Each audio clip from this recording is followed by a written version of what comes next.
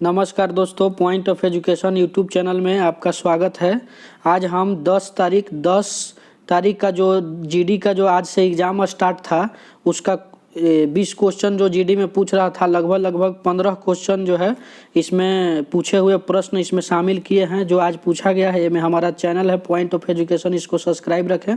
प्रतिदिन का जो क्वेश्चन पूछा जाएगा उसका एनालिसिस इस प्लेटफॉर्म पर किया जाएगा। चलिए हम लोग क्वेश्चन की ओर बढ़ते हैं।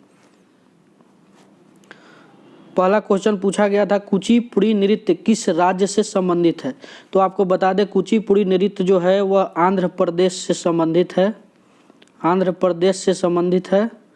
और कुल टोटल जो है शास्त्रीय नृत्य जो होते हैं, शास्त्रीय नृत्य कहने का मतलब उसका विधि विधान होगा। जैसे अब नाचने का होगा तो नाचने का है तो कैसों मतलब इधर उधर ये वो नहीं करना है, उसमें एक तरह का एक अच्छा से मतलब कि ऐसे करना है तो ऐसे करना है, मतलब उसका एक विधि विधान ऐसे ही समझ लीजिए कि जिसका विधि विधान होता है उसको शास्त्रीय नृत्य कहते हैं। और जो जैसे तैसे होता है, कोई क्षेत्रीय होता है, उसको लोक नृत्य कहा जाता है। तो इंडिया में जो है शास्त्रीय नृत्यों की संख्या 8 है। जो एक पूछा था कुचिपुड़ी नृत्य किस राज्य से संबंधित है, तो आंध्र प्रदेश इसका राइट आंसर है। आगे इसमें हम लोग देख लेते हैं और कि कौन कौन से 8 नृत्य हैं। कथकली केरल से है, मोहिनी अट्टम केरल का है, सत्रिया असम का है, ओडिसी उड़ीसा का है, मणिपुरी मणिपुर का, कथक उत्तर प्रदेश या इसमें उत्तर भारत भी देता है। ऑप्शन में आप लोग देख लीजिएगा, उत्तर भारत का भी कथक है। भारतनाट्यम तमिलनाडु। चलिए नेक्स्ट क्वेश्चन पे हम लोग बढ़ते हैं। दूसरा नंबर क्वेश्चन, हमारे संविधान में कुल कितने अनुसूची और अनुच्छेद हैं। तो ये प्रश्न दूसरा नंबर पूछा गया था। तो इसका आपको बता दें कि प्रारंभ में हमारे संविधान में 8 अनुसूची, 22 भाग और 395 अनुच्छेद थे। अभी जो वर्तमान परिदृश्य है, अभी हमारे संविधान में अनुसूची जो है वह 12 हो गया है और अनुसूची 12, भाग 25 और अनुच्छेद की बात करें तो 470 के करीब अनुच्छेद अभी संविधान में हो गए हैं। तो इसका राइट आंसर, हमारे संविधान में कुल कितने अनुसूची और कितने अनुच्छेद हैं, तो आपको बता दिए कि प्रारंभ में इतना था और अभी इतना हो गया है। ठीक है, नेक्स्ट क्वेश्चन पे हम लोग बढ़ते हैं। देखिए, नौसेना में पहला स्वदेशी विमान वाहक पोत INS विक्रांत को किसने देश को समर्पित किया।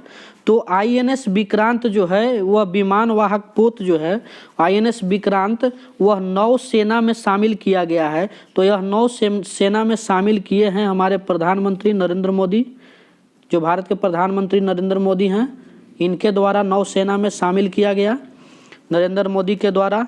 और यह नौसेना में शामिल किया गया है 2 सितंबर 2022 को यह शामिल किया गया है।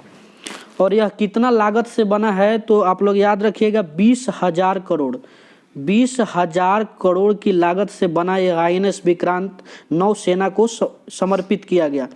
चलिए नेक्स्ट क्वेश्चन पे हम लोग बढ़ते हैं। 4th नंबर क्वेश्चन, कलिंग युद्ध किसके समकालीन था। तो कलिंग युद्ध जो है वह प्राचीन काल से संबंधित है। आपको बता दें कि अशोक द्वारा कलिंग युद्ध लड़ा गया था। इसका मतलब वो राजा कौन था, उस समय मौर्य वंश का साम्राज्य था और अशोक जो था वह इसके समकालीन था। कलिंग युद्ध अशोक के द्वारा ही लड़ा गया था।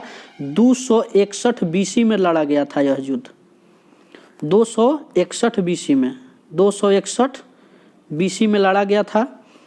और इस युद्ध के द्वारा अशोक इस युद्ध के लड़ने के बाद बोला कि इस युद्ध की विभीषिका को देखकर मेरा हृदय पिघल गया, और अशोक ने युद्ध नीति को समाप्त कर धम्म नीति अपना लिया और मौर्य वंश का यह प्रतापी शासक था, इसमें कोई दो राय नहीं है।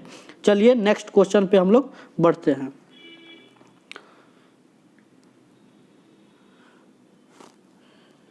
नेक्स्ट क्वेश्चन, 200 के नोट के पीछे किसका चित्र अंकित है।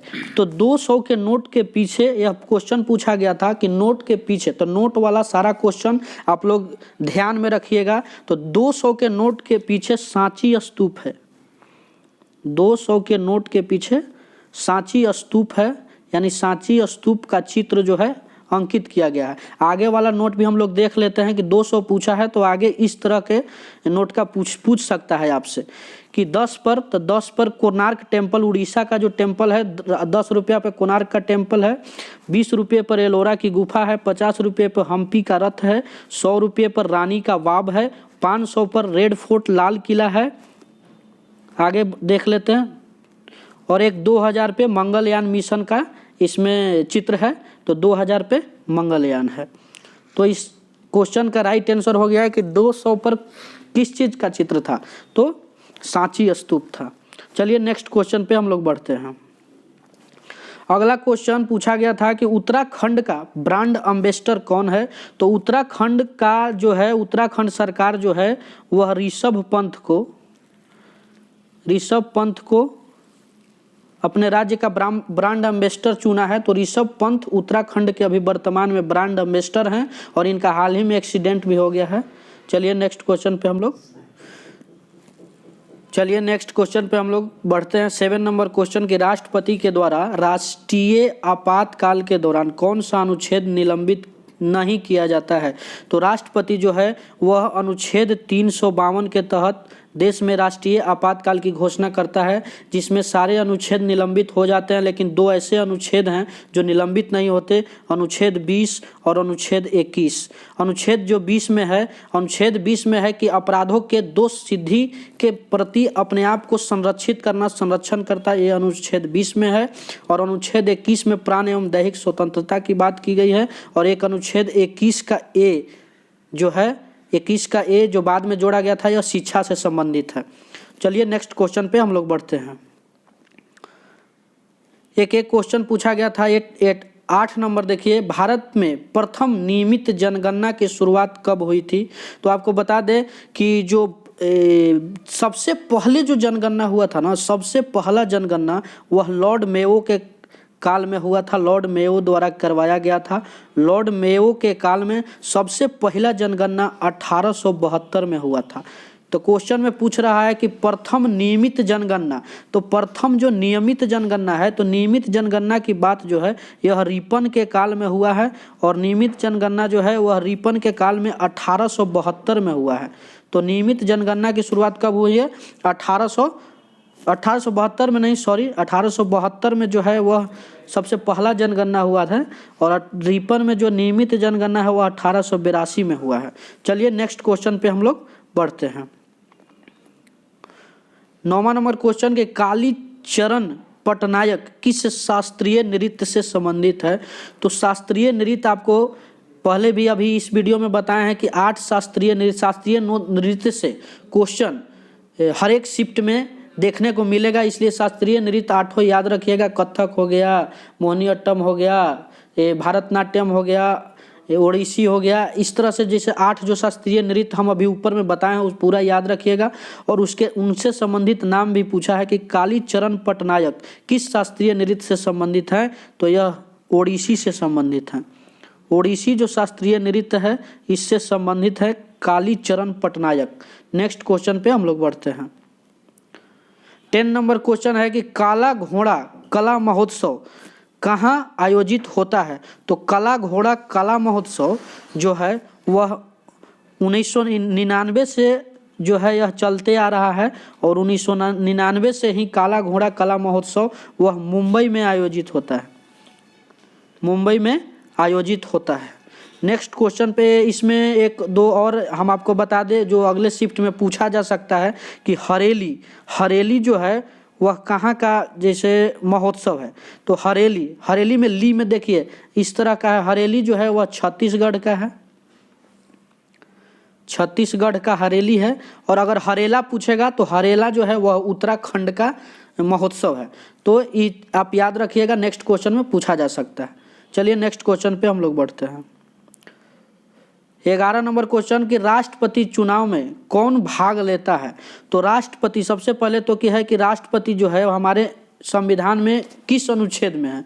तो राष्ट्रपति अनुच्छेद 52 कहता है कि भारत का एक राष्ट्राध्यक्ष होगा, राष्ट्रपति होगा, और चुनाव में इनके जो भाग लेने वाले हैं वह संसद के सदस्य जो होते हैं, संसद के सभी सदस्य होते हैं, दोनों लोकसभा और राज्यसभा।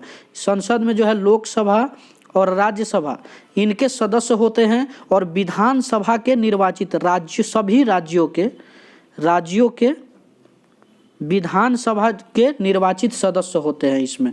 तो राष्ट्रपति के चुनाव में ये 3 चीज़ याद रखिए कि चुनाव जो है 52वें अनुच्छेद में राष्ट्रपति की चर्चा की गई है।